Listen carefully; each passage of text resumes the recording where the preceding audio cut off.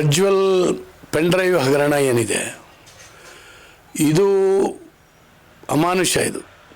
ಇದನ್ನು ಯಾರೂ ಒಪ್ತಕ್ಕಂಥದ್ದಲ್ಲ. ಇದು ಚಾರಿತ್ರ್ಯವಂತ ವ್ಯಕ್ತಿಗಳು ಯಾರೂ ಮಾಡುವಂಥ ಕೆಲಸ ಅಲ್ಲ. ಇದನ್ನು SITಗೆ ಕೊಟ್ಟಿದ್ದಾರೆ, ಎನ್ಕ್ವೈರಿ ಆಗ್ತಾಯಿದೆ, ಎಲ್ಲವೂ ಆಗ್ತಾಯಿದೆ. ಆದರೆ ಕಾಂಗ್ರೆಸ್ ಇದನ್ನ ಪೊಲಿಟಿಲೈಸ್ ಮಾಡ್ತಾಯಿದೆ, ಇದನ್ನು ರಾಜಕಾರಣಕ್ಕೋಸ್ಕರ ದುರುಪಯೋಗ ಮಾಡ್ಕೊಳ್ತಾ ಇದೆ. ಇದರಿಂದಾಗಿ ಸಂತ್ರಸ್ತರು ಯಾರಿದ್ದಾರೆ ಅವರ ಹ್ಯುಮಿಲೇಷನ್, ಅದು ಒಂಥರ ಸಮಾಜಕ್ಕೂ ಕೂಡ ಒಂಥರ ಹೇಸಿಗೆ ವಾಕರಿಕೆ ಬರುವಂಥ ಒಂದು ಸ್ಥಿತಿ. ಇದನ್ನು ಕಾಂಗ್ರೆಸ್ಸು ದುರ್ಬಳಕೆ ಮಾಡ್ಕೊಳ್ತಾ ಇದೆ ಮತ್ತು SITಯನ್ನು ಸ್ವತಂತ್ರವಾಗಿ ನಿರ್ವಹಣೆ ಮಾಡಲಿಕ್ಕೆ ಬಿಡ್ತಾ ಇಲ್ಲ. ಇವ್ರು ಹೇಳಿದವ್ರನ್ನ ಅರೆಸ್ಟ್ ಮಾಡೋದು, ಇವ್ರು ಹೇಳಿದವ್ರನ್ನ ಬಿಡೋದು, ಇದು ಇವತ್ತು ನಡೀತಾ ಇದೆ. ಈ ಎನ್ಕ್ವೈರಿ ಯಾವ ದಿಕ್ಕಿಗೆ ಹೋಗ್ತಾ ಇದೆ ಅಂತ ಎಲ್ರಿಗೂ ಕೂಡ ಗೊತ್ತಾಗ್ತಾ ಇದೆ. ಈ ಜನರಿಗೆ ಕುತೂಹಲ ಏನು ಉಳಿದಿಲ್ಲ. ಇವ್ರಿಗೆ ರಾಜಕಾರಣ ಆಗಬೇಕು, ರಾಜಕೀಯವಾಗಿ ಕೆಲವರನ್ನು ಮುಗಿಸ್ಬೇಕು. ಅದಕ್ಕೆ ಇದರ ದುರ್ಬಳಕೆಯನ್ನು ಮಾಡ್ಕೊಂಡು ಸಾಧನೆ ಮಾಡ್ಕೊಂಡು ಇವರು ಹೊರಟಿದ್ದಾರೆ ಕಾಂಗ್ರೆಸ್ನವರು.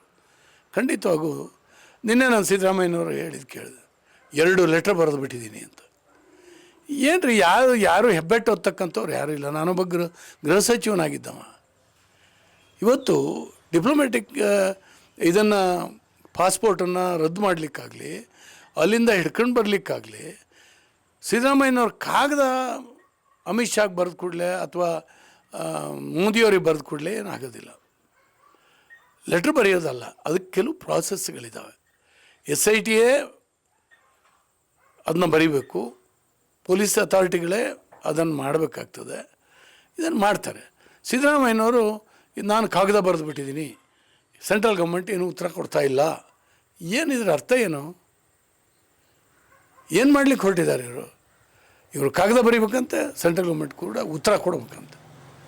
ಇದು ಯಾರಿಗೆ ಹೇಳ್ತಾರೆ ಇವರು?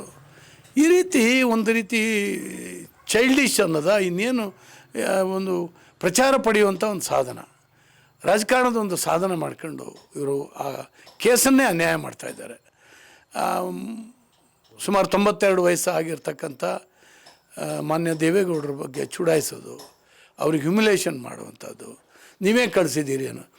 ಇವ್ರಿಗೆ ಕಳಿಸಿದ್ದು ಅಷ್ಟೊಂದು ಅಥೆಂಟಿಕೇಟೆಡ್ ಆಗಿದ್ದರೆ ದೇವೇಗೌಡರ ಮೇಲೆ ಕೇಸ್ ರಿಜಿಸ್ಟರ್ ಮಾಡಲಿ, FIR ಮಾಡಲಿ, ನೋಡೋಣ. ಒಬ್ಬ ಮುಖ್ಯಮಂತ್ರಿಯಾಗಿ ಈ ರೀತಿ ಬಾಲಿಶವಾದಂಥ ಮಾತಾಡ್ತಾ ಹೋಗ್ತಾ ಇದ್ದಾರೆ. ಏಪ್ರಿಲ್ 21ನೇ ತಾರೀಕು ಪೆನ್ ಡ್ರೈವ್ ಹೊರಗೆ ಬಂದಿದೆ. 27ನೇ ತಾರೀಕು ಅವನು ಹೊರಟೋಗ್ತಾ ಇದ್ದಾನೆ ವಿದೇಶಕ್ಕೆ. ಅಲ್ಲಿವರೆಗೂ ಇವ್ರು ಪೊಲೀಸ್ ಇರಲಿಲ್ವ, ಇಂಟೆಲಿಜೆನ್ಸ್ ಇರಲಿಲ್ವ, ಏನು ಮಾಡ್ತಾಯಿತ್ತು?